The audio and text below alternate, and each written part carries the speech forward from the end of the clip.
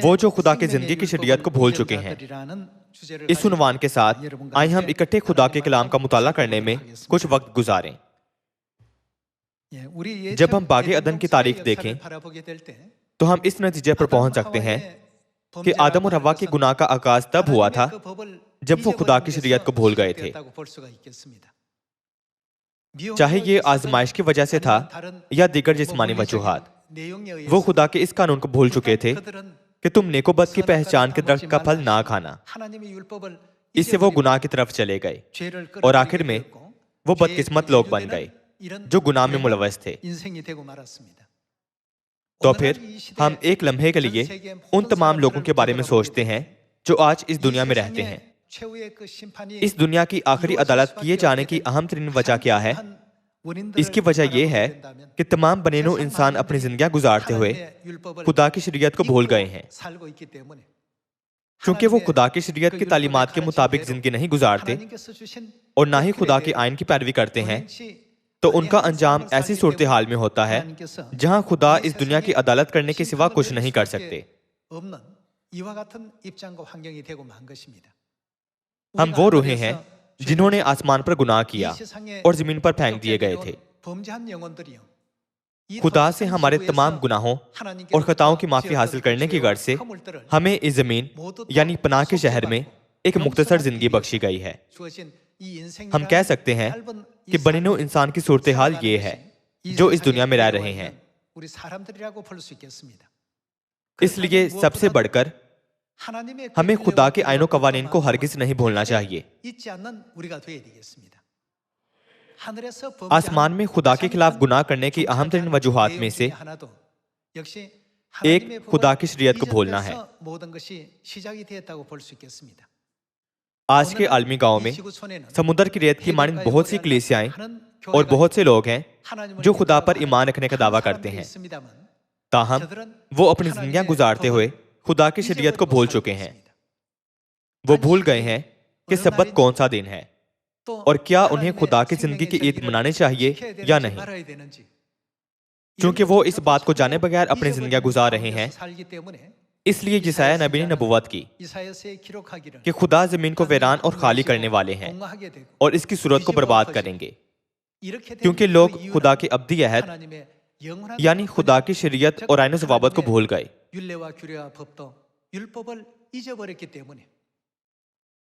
उसने यशायाह की किताब में लिखा कि बनेनो इंसान खुद इसे अपने ऊपर लाएंगे। आज बहुत सी कलीसियाएं हैं, मगर हमें जायजा लेना चाहिए कि आया वो खुदा के फरमान आइनो कवानीन को याद रखते और उन पर अमल करते हैं या नहीं। यूं हम खुदा पर अपने ईमान को नाप सकते हैं। आज हम होशे की किताब का चौथा बाब देखते हैं और कुछ वक्त इस बात की तस्दीक करने में गुजारते हैं कि हमें खुदा के फरमान और आइनो कवानीन को हरगिज नहीं भूलना चाहिए। आइए होशे की किताब बाब 4 खोलते हैं। होशे बाब 4 आयत 6 से देखते हैं। बाब 4 आयत 6 में खुदा कहते हैं कि मेरे लोग अदम मार्फत से हलाक हुए, क्योंकि तूने मार्फत को रद्द किया, इसलिए मैं भी तुझको रद्द करूंगा ताकि तू मेरे हजूर काहिन ना हो। दूसरे अल्फाज में वो क्या भूल गए थे? और चूंकि तू अपने खुदा की शरीयत को भूल गया है, इसलिए मैं भी तेरी औलाद को भूल जाऊंगा। जो जो वो फरमान हुए मेरे खिलाफ ज्यादा गुनाह करने लगे, बस मैं उनकी हशमत को रुसवाई से बदल डालूंगा। होशे बाब 4 आयत 6 में ये लिखा है कि लोग खुदा की शरीयत को भूल गए हैं। वाकई दुनिया के बेशुमार लोग अपनी जिंदगियां गुजारते हुए खुदा की शरीयत को भूल चुके हैं। क्या इतवार की इबादत खुदा की शरीयत है? क्या क्रिसमस खुदा की शरीयत है? वो होता कि इसमें इम्तियाज नहीं कर सकते। जिंदगी की तमाम शरीयत जो खुदा ने हमें बख्शी है तबाह और मनसूख हो गई थी और लोग ये सब भूल चुके हैं। क्योंकि बनिनो इंसान की मौजूदा हालत ये है, तो वो अब काबिल रहम सूरत हाल से दो चार हैं जहां उनका ईमान हकीकी ईमान नहीं समझा जाता। आए इस्तिस्ना बाब 8 देखते हैं। इस्तिस्ना बाब 8। 신명기서 8장. आइए हम खुदा के इंतबा पर एक नजर डालते हैं जो हमें ताकीद करती है 그 주신 कि हम खुदा के 율례와 फरमान 법도를 절대 और आइनो 잊어버리지 कवानीन को 말라고 हरगिज ना भूलें। 당부하신 내용을 한번 इस्तिस्ना 보도록 बाब 8 신명기 8장 आयत 11 में ये लिखा है कि 내가 सो 오늘날 खबरदार 내게 रहना। 명하는 हमें किस बात से 여호와의 खबरदार रहना 명령과 चाहिए? 법도와 खबरदार रहना 규례를 कि कहीं 지키지 ऐसा ना हो कि तू 내 खुदावंद 하나님 अपने खुदा को यहो와를 भूलकर 어떻게 하라고 उसके 했습니까? फरमानों और हुक्मों और आइन को 잊어버리게 되지 않도록 जिनको आज मैं तुझको सुनाता हूँ 즉 조심할지어다. मानना छोड़ दे। 하나님의 खुदा के अहकाम 명령과 और आइनो ज़वाबत का 하나님의 खुलासा 법도, 하나님의 규례 खुदा की शरीयत के तौर पर किया जा सकता है। 묶어서 얘기하면 하나님의 율법이 되겠습니다. किताब मुक़द्दस हमें खबरदार करती है कि हमेशा होशियार रहें 내 하나님 여호와를 ताकि हम खुदा की शरीयत पर अमल करने में नाकाम ना हों 이걸 और खुदा को ना 조심하라 भूल जाएं। 왜냐하면 इसकी वजह यह है 그렇게 된다면 कि खुदा ने पेशतरी 그 किताब 이후에 मुक़द्दस में 어떤 ये नबूवत की है 은혜롭지 कि 못한 अगर हम खुदा को 결과가 भूल जाते हैं 나오게 될 것이 और उनकी शरीयत को मानने में नाकाम हो 이미 जाएं 예언되어 तो एक 있는 नाखुशगवार 어떤 नतीजा 장면이 सामने 있습니다. आएगा।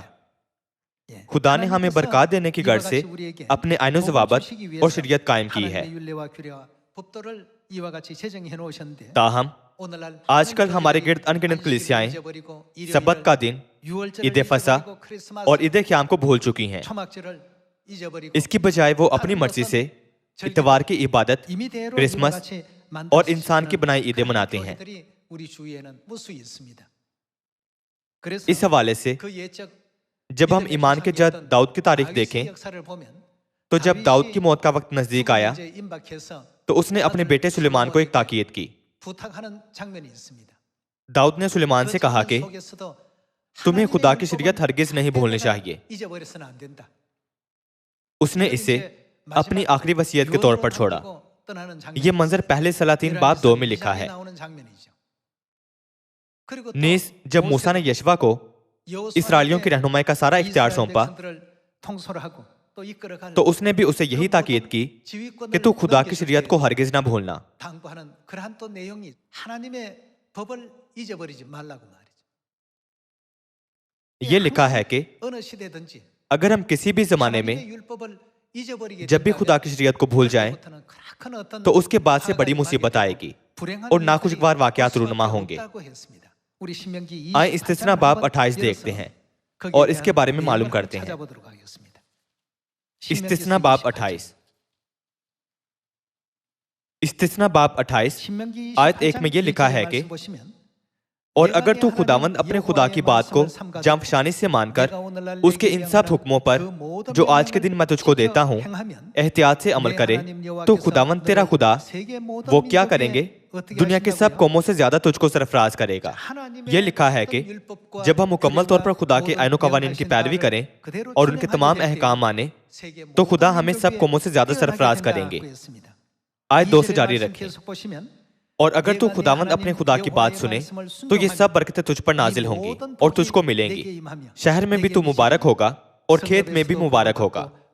तेरी औलाद और तेरी जमीन की पैदावार और तेरे चौपायों के बच्चे यानी गाय बैल की बढ़ती और तेरी भेड़ बकरियों के बच्चे मुबारक होंगे। तेरा टोकरा और तेरी कठौती दोनों मुबारक होंगे और तू अंदर आते वक्त मुबारक होगा और बाहर जाते वक्त भी मुबारक होगा। जब हम खुदा की शरीयत को नहीं भूलते बल्कि दयानतदारी से इसकी फरमाबरदारी करते हैं तो हम जो कुछ भी करेंगे बकसरत बरकत से मामूर होगा क्योंकि खुदा हमेशा हमें यह बरकत बख्शेंगे। हम आयत 15 की तरफ जाते हैं। अगर हम शरीयत को भूल जाएं तो क्या नतायज होंगे? बाब 28 आयत 15 लेकिन अगर तू ऐसा ना करे कि खुदावंद अपने खुदा की बात सुनकर उसके सब अहकाम और आइन पर जो आज के दिन मैं तुझको देता हूँ एहतियात से अमल करे तो आप पर क्या नाजिल होगा? तो ये सब लानतें तुझ पर नाजिल होंगी और तुझको लगेंगी। शहर में भी तू लानती होगा और खेत में भी लानती होगा। तेरा टोकरा और तेरी कठौती दोनों लानती ठहरेंगे। तेरी औलाद और तेरी जमीन की पैदावार और तेरे गाय बैल की बढ़ती और तेरी भेड़ बकरियों के बच्चे लानती होंगे। तू अंदर आते लानती ठहरेगा और बाहर जाते भी लानती ठहरेगा। खुदा की शरीयत में बहुत सी बरकत है। जब भी लोग खुदा की शरीयत को भूल जाते हैं तो वो निजात दहिंदा के तौर पर आने वाले खुदा पर ईमान लाने और उन्हें कबूल करने में नाकाम हो जाते हैं। यह लिखा है कि तू अंदर आते वक्त और बाहर जाते वक्त लानती ठहरेगा। खुदा बहुत ही मुस्तरिब दिल के साथ कहते हैं कि अगर हम उनकी शरीयत को भूल जाएं तो बरकत के बिल्कुल बरक्स नतीजा जिंदगी भर हमारा पीछा करेगा। ताहम आज जब हम आलमी गांव पर एक नजर डालें तो अगरचे जमीन पर 8 अरब लोग रहते हैं, सिर्फ चंद लोग ही खुदा की शरीयत को याद रखते और इस पर अमल करते हैं। मत्ती बाब 7 में पेशतर ही इसकी नबूवत की जा चुकी है। दुनिया की 8 अरब की आबादी के मुकाबले में उनकी तादाद वाकई एक बहुत छोटा हिस्सा है। इसीलिए किताब मुक़द्दस हमें सिखाती है कि क्योंकि वो दरवाजा तंग है और वो रास्ता सुकड़ा है जो जिंदगी को पहुंचाता है और उसके पाने वाले थोड़े हैं। किताब मुक़द्दस हम पर यह भी उजागर करती है कि क्योंकि वो दरवाजा चौड़ा है और वो रास्ता कुशादा है जो हलाकत को पहुंचाता है और उससे दाखिल होने वाले बहुत हैं। आज हम इस्तिस्ना बाब 28 से पढ़कर उन लोगों के नताज की तस्दीक कर सकते हैं जो खुदा की शरीयत को भूल गए हैं और जिन्होंने खुदा की शरीयत को याद रखा है। मजीद बरा जब हम इसराइल और यहूदा के बादशाहों की तारीख पर नजर डालें तो उस दौर में हम शाही यहूदा हिजकिय्याह का मामला देख सकते हैं। यहूदा मुकम्मल तौर पर खुदा की शरीयत को भूल चुका था, लेकिन हिजकिय्याह ने महसूस किया कि निसान की 14वीं तारीख को ईद फसा मनाना खुदा का हुक्म है, मगर हमने इसे नहीं माना। यूं उसने खुदा की शरीयत को याद रखा और उस पर अमल किया। नतीजतन वो एक ऐसा बादशाह बना जिसने खुदा से बकसरत फजल और उनकी मेहरबानी हासिल की। क्या उसने हासिल नहीं की थी? जब उसने खुदा के आईनो फरामीन और शरीयत पर अमल किया तो उसकी सूरत हाल बदल गई। खुदा ने उसे बख्शा कि अंदर आते और बाहर जाते वक्त मुबारक ठहरे। हत्ता कि इस आखिरी जमाने में भी दुनिया में बहुत से लोग इस उम्मीद से खुदा पर ईमान रखते हैं कि वो बरकत हासिल करेंगे, हमेशा की जिंदगी पाएंगे और आसमान की बादशाही में दाखिल होंगे। ताहम वो उनके फरमान और आईनो ज़वाबत को जानने की कोशिश नहीं कर रहे हैं जो खुदा ने बने नो इंसान को बख्शे हैं। किताब मुक़द्दस में एक इंदराज है कि खुदा ऐसे लोगों से क्या कहेंगे। आइए मत्ती की इंजील का 7वां बाब खोलते हैं। वो सब आसमान की बादशाही में जाना चाहते हैं, लेकिन खुदा की मर्जी को दुरुस्त तरीके से पूरा करने में नाकाम रहते हैं जिन्होंने आसमान का रास्ता दिखाया है। वो ऐसी काबिल रहम सूरत हाल से दोचार हैं। आइए मत्ती बाब 7 की तरफ जाते हैं। मत्ती बाब 7 आयत 21 में यीशु ने कहा, जो मुझसे ए खुदावंद कहते हैं उनमें से हर एक आसमान की बादशाही में दाखिल ना होगा, मगर वही जो मेरे आसमानी बाप की मर्जी पर चलता है। बाप के जमाने में खुदा ने निजात की शरीयत उस जमाने के लोगों की निजात के लिए कायम की थी। बेटे के जमाने में खुदा ने निजात की शरीयत का ऐलान उस जमाने के लोगों की निजात के लिए किया था। जमाना जिसमें हम आज रह रहे हैं ना तो बाप का जमाना है ना बेटे का, बल्कि रूल कुद्स का जमाना है। रूल कुद्स के जमाने में भी खुदा इस जमीन पर नए अहद की सच्चाई को बहाल करने और इसका ऐलान करने आए हैं। वो चाहते हैं कि तमाम बनेनो इंसान उनके फरमानों आए और शरीयत को माने और इस पर अमल करें। मत्ती बाब 7 में यह लिखा है कि बाप की मर्जी पर चलने वाले ही आसमान की बादशाही में दाखिल होंगे। तो फिर बाप की मर्जी क्या है? उन्होंने अपनी मर्जी कहाँ कंधा की है? खुदा ने अपनी मर्जी हर जमाने की शरीयत में कंधा की है। आए बाब 7 आयत 21 में खुदा के कलाम को पढ़ना जारी रखते हैं।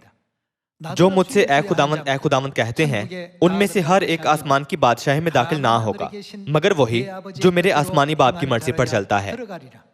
उस दिन बहुतेरे मुझसे कहेंगे, ए खुदावंद, क्या हमने तेरे नाम से नबुवत नहीं की और तेरे नाम से बदरूहों को नहीं निकाला और तेरे नाम से बहुत से मुआजिज़े नहीं दिखाए? उस वक्त मैं उनसे साफ कह दूंगा कि मेरी कभी तुमसे वाकफियत ना थी।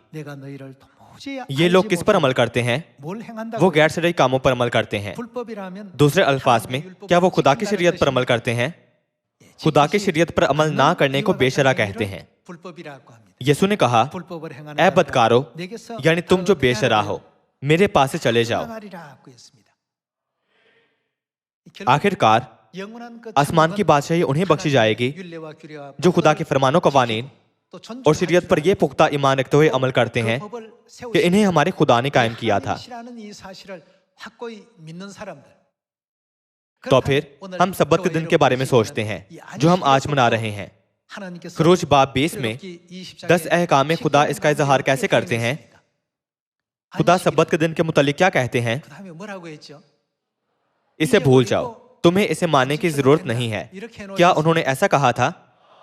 वो हमें हुक्म देते हैं कि सब्बत का दिन मत भूलना। याद करके का मतलब है मत भूलना, सही? याद करके तो सब्बत का दिन पाक मानना। ये खुदा का कलाम है जो खरूज बाब 20 आयत 8 में लिखा है। क्या सिर्फ ये काफी नहीं है कि इस बात की तस्दीक की जाए कि क्या सारी दुनिया खुदा की शरीयत को भूल गई है या सारी दुनिया ने दुरुस्त तौर पर खुदा की शरीयत को याद रखा है? इनमें से कौन सा है? क्या वो इसे भूल चुके हैं या उन्हें याद है?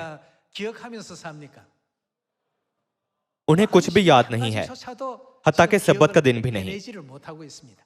वो सब कुछ भूल चुके हैं। लिहाजा ये यूसिया बादशाह और हिजकिय्याह बादशाह की मानंद है। जब भी लोग खुदा की शरीयत को याद नहीं रखते तो वो किसकी प्रस्तिश करते हैं? वो हर किस्म के बुतों की प्रस्तिश करते हैं। अगरचे वो हर किस्म के शयातीन की प्रस्तिश कर रहे हैं, लेकिन वो गलती से ये सोचते हैं कि वो खुदा की प्रस्तिश कर रहे हैं। आजकल हमारे आसपास बेशुमार कलीसियाएं हैं। अगरचे वो अपने मुंह से खुदा पर ईमान रखने का दावा करते हैं, पर क्या वो उनके फरमान और ऐनो ज़वाबत की पैरवी करते हैं जो खुदा ने बनीनो इंसान के लिए कायम किए हैं? वो खुदा के तमाम फरमान ऐनो कवानीन को भूल चुके हैं। उन्हें कुछ भी याद नहीं है। इसीलिए खुदा ने कहा कि वो अदालत के दिन अपनी शरीयत से दुनिया की अदालत करेंगे। आए दूसरे थेसलोनिकियों बाब 1 की तरफ जाते हैं। बाब 1 आयत 7। दूसरे थेसलोनिकियों बाब 1 आयत 7 में यह लिखा है कि और तुम मुसीबत उठाने वालों को हमारे साथ आराम दे, जब खुदावंद यसू अपने कवि फरिश्तों के साथ भड़कती हुई आग में आसमान से जाहिर होगा। वो भड़कती हुई आग में कब जाहिर होंगे? ये आखिरी दिन यानी अदालत का दिन है, जब वो भड़कती हुई आग में जाहिर होते हैं। और जो खुदा को नहीं पहचानते वो खुदा बाप और खुदा माँ को नहीं जानते। और कौन? वो जो हमारे खुदावंद यसू की खुशखबरी को नहीं मानते, उनसे बदला लेगा। आप सब, कौन सा अहद खुशखबरी कहलाता है? ये नया अहद है।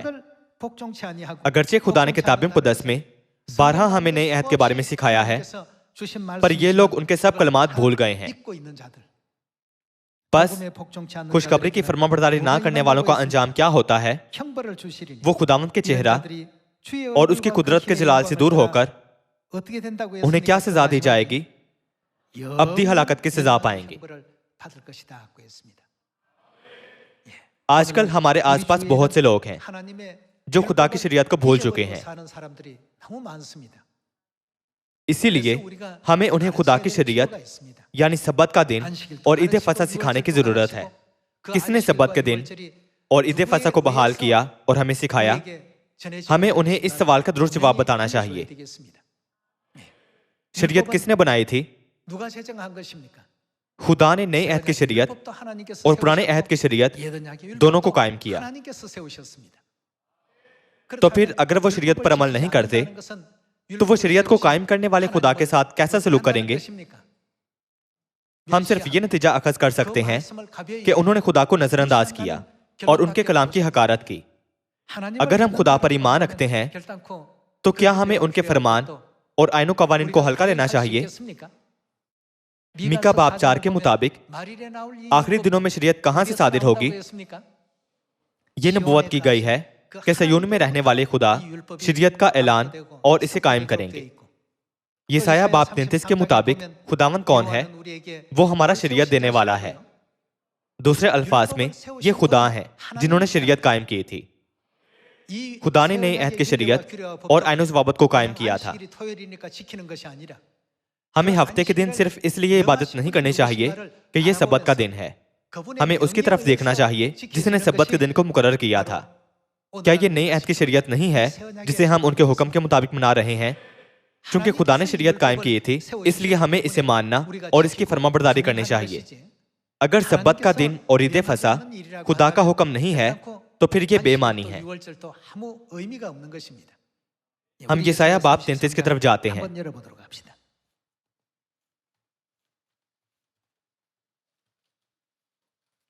यसाया बाब 33 आयत 20 से देखते हैं।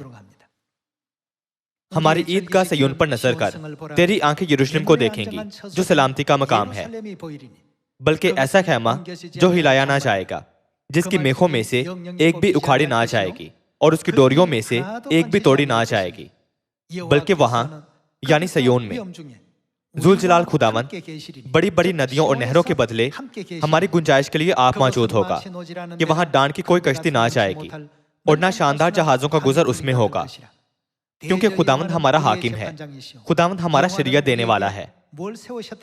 मतलब उन्होंने शरीयत कायम की थी। हमारे लिए शरीयत के अहम होने की वजह यह है कि खुदा ने शरीयत को कायम किया है। क्या यह सच नहीं है? हम किस पर ईमान रखते हैं? ऐसा नहीं है कि हम शरीयत पर ईमान रखते हैं।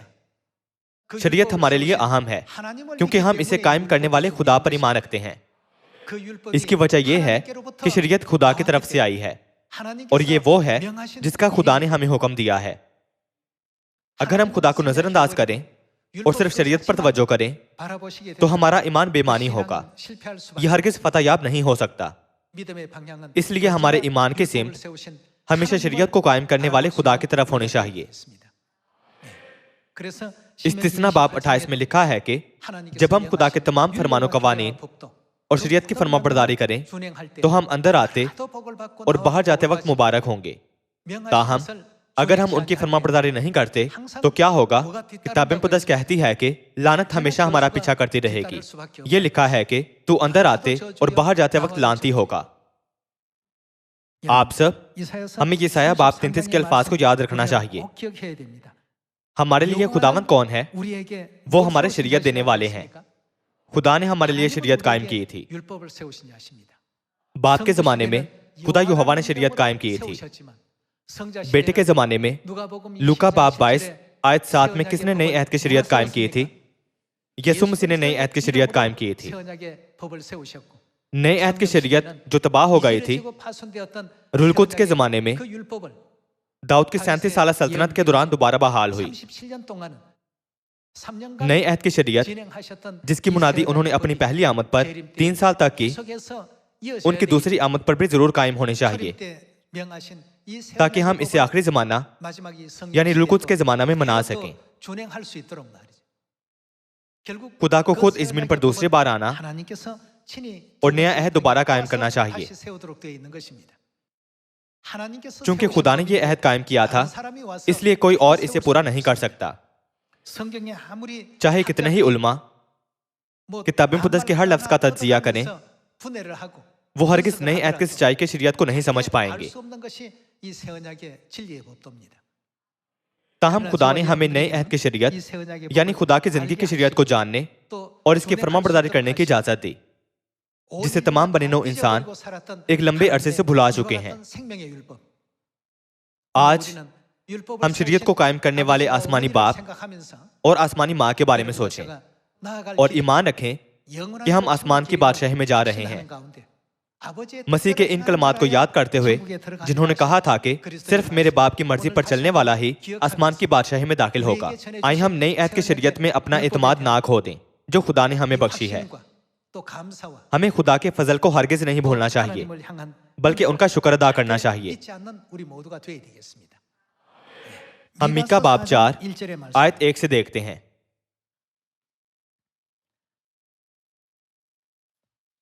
बाब 4 आयत 1 में यह लिखा है कि लेकिन आखिरी दिनों में, क्या आखिरी दिन रूल कुद्स का जमाना नहीं है?